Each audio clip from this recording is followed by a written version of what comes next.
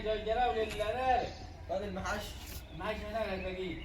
بس ما تعوقش يا ما قال حمتي قبليه حيشهم بالمحاش. خلاص ماشي.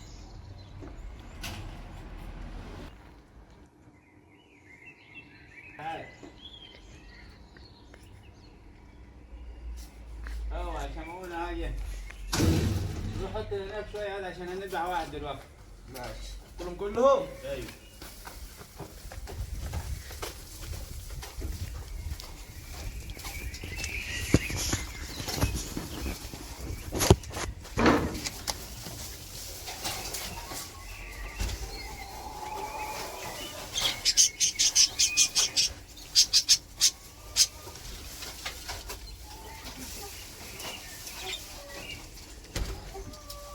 نذبح لنا هذا وخلاص.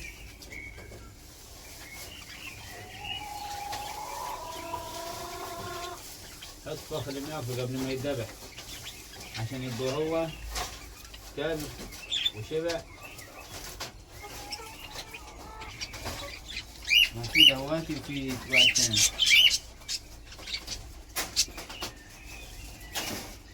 عاوز اعود. لا لا لا لا.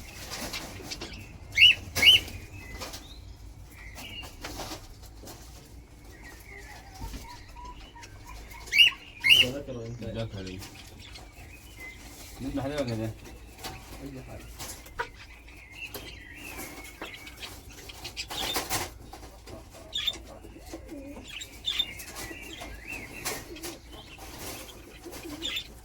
ممكن تبغى. إذا ذكر بس. يعني بدأ. بدأ.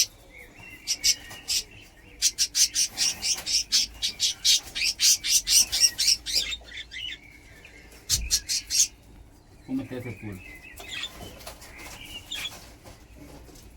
أنا أقول هون نذبحهم. ناخذ ذاك الثلاثة. ايوه طبعا. تحط له شوية بتاع ده بس نحضر له العدة بتاعته.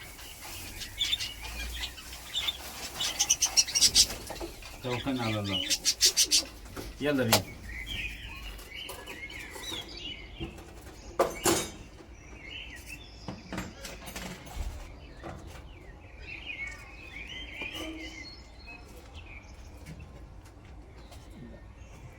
فضي له جل هناك كده. وانا هروح اغسل عندي وايد.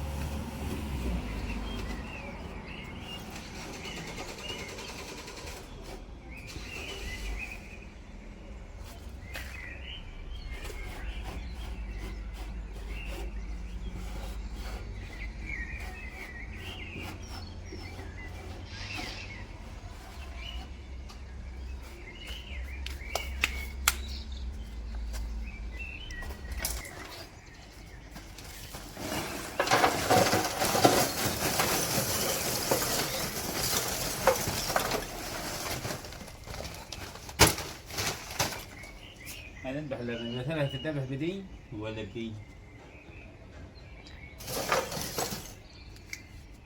يلا بدنا نجيب اللبنة في الأول. في شغال هذا هون. دلوقتي عايزين أذبح هون ولا أذبحه فين؟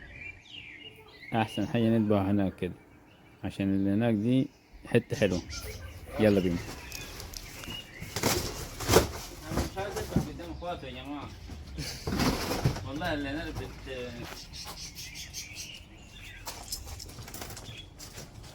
بس عشان الحمامات دول نصور. خد أنت امسك السكينة دي يا باشا.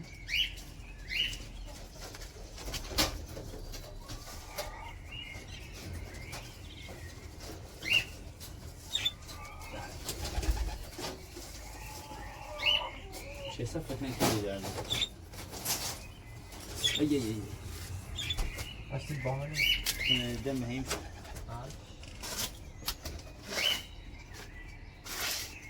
بس هنا بعد الذبحة ما تجيبيش اللي تحت.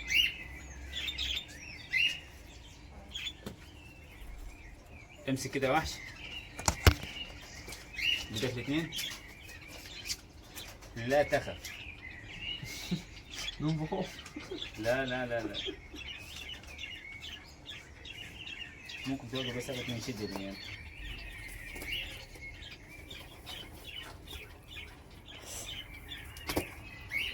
وده الأرنب يا جماعة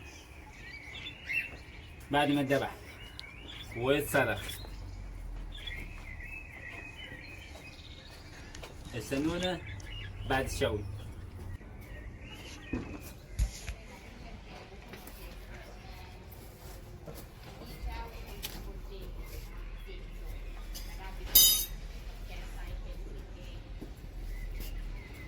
المفروض انا كنت قلبت البهارات دي كلها مع بعضيها، هيكون كل شيف وليه اختراعات وانا بعمل حاجه جديده.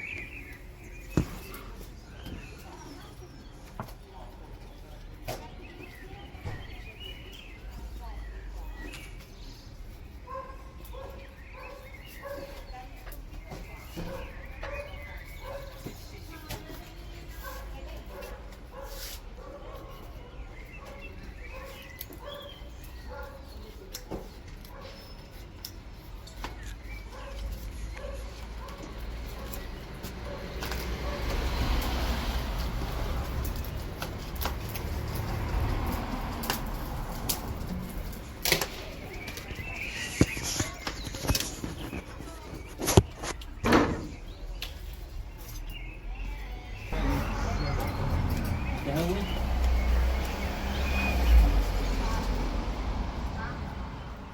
بياض.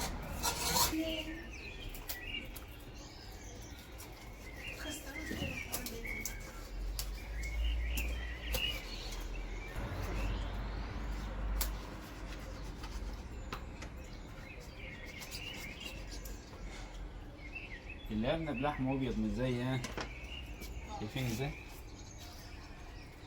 مقارب للحمة السمكة والله.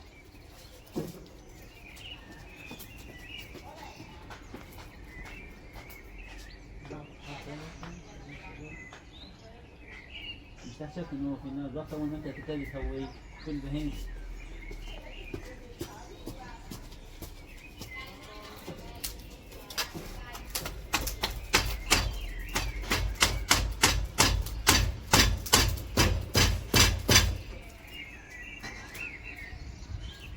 كبيرة لو جديد.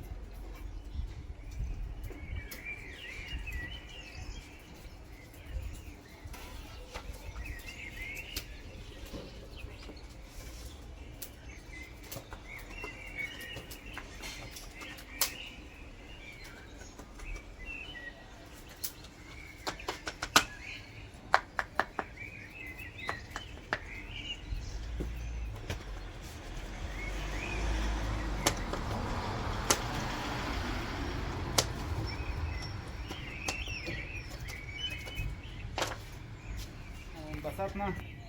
دلوقتي هنعمل بيت للفرخة عشان خاطر بتبيض في الأرض. هي هنعمل لها بيت دلوقتي ونحط لها في البيض في المكان بتاعها اللي هي بتبيض فيه. ماشي. طبعا ده كان بتاع صابون وخلة الصابون دي.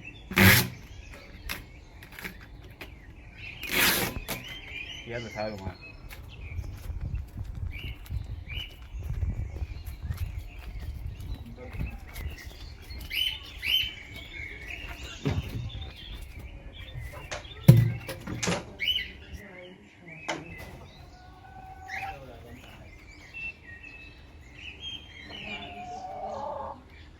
خد أبوك.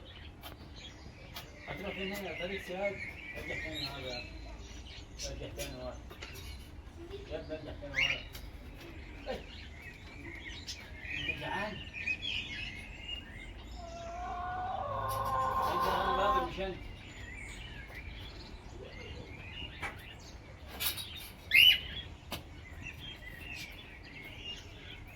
طب يلا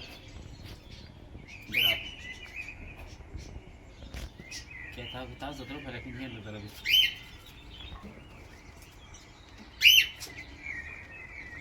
ولا كبيرة كده.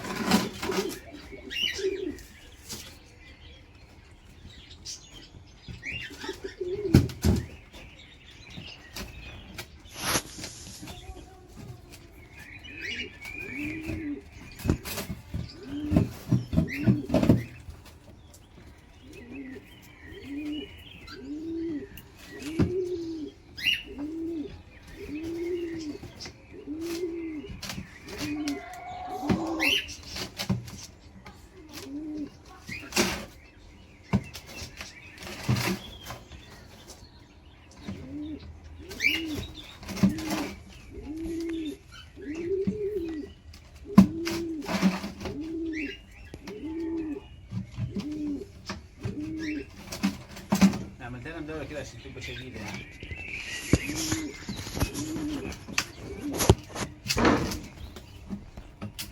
شديدة يعني ايه؟ لو انا ربحتها لها كده هتبقى عاملة.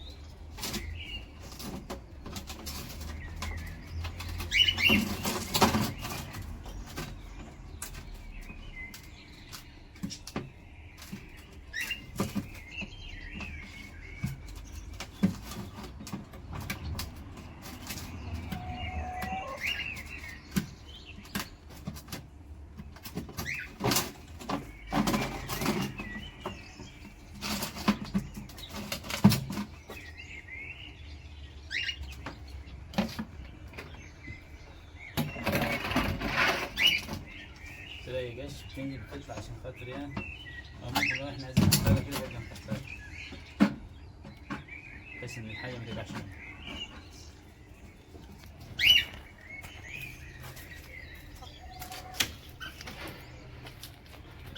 خش تعالى.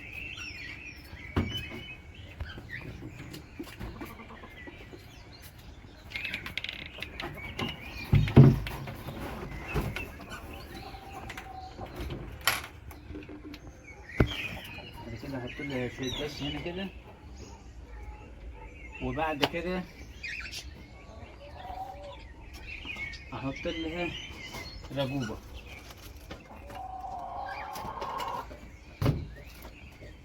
نفاجأ النهارده ان الكوكتيل باط. تعالوا نوريكم الكوكتيل باط ازاي. نحج بس كده ثواني عشان خاطرين.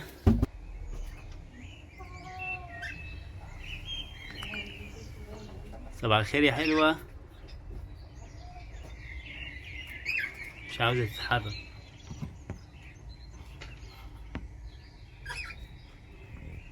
اهي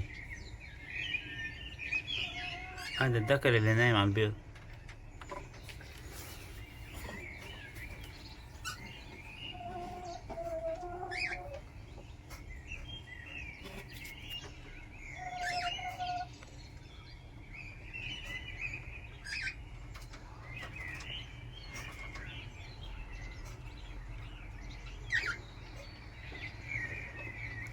وريني انت هتيك كام بيضة ولا حاجة يا عم. يا صباح الخير. ايوه كده 2 بس البايدين. عيل ورا علينا خلاص هنسيبك.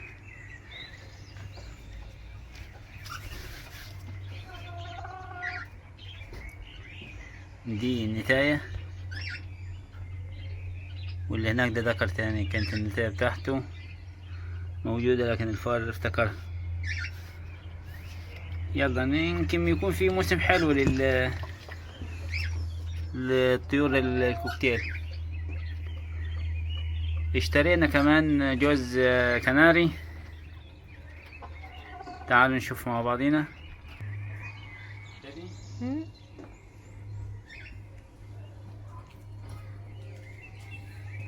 ضد كمان وانتاج كناري.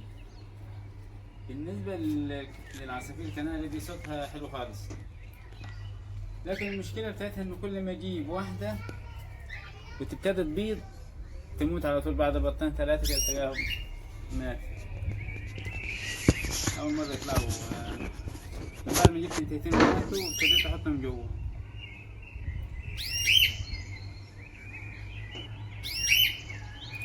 الكوكتيل عدو ما يسمع حاجة يرد عليه على طول. الأحمر والأصفر الغامق ده ذكر، والصغيرة دي انتاي، الوسطانية كده انتاي. هو طير ضعيف جدا يعني بس صوته حلو خالص. الأصفر الغامق ده بيطلع نغمات كتيرة. مرضيش احط لها البيض بتاع البيض تاني عشان خاطر ما تموتش دي، لأن الجوز بجيبه 45 يورو، غالي مش رخيص. مش زي مثلا عصافير الإنجليزي الواحدة ب10 يورو، بتحسها إن هي مش مكلفة يعني. 10 يورو لو ماتت هي مش، لكن 50 يورو تموت كتير. المشكلة إن أنا معرفش فين ذكر فيهم من بين التاية. لو أنا مثلا حطيهم كلهم مع بعضهم هم كلهم شبه بعض، وأنا أشك إن أنا برضه ده ذكر بس ما شفتوش بيغرد قدامي خالص.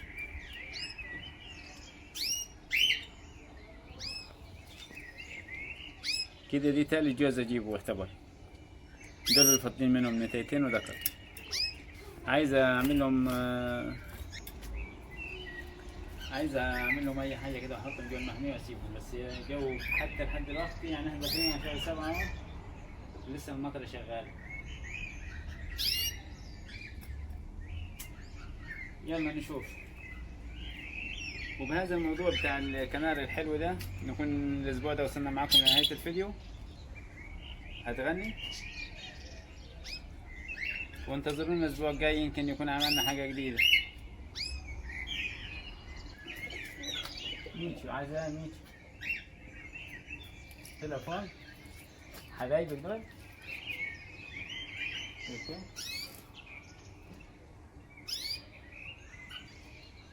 صعبان عليه ان هم طلعوا فوق وسابوها تحت. هطلعك فوق شوية. تعال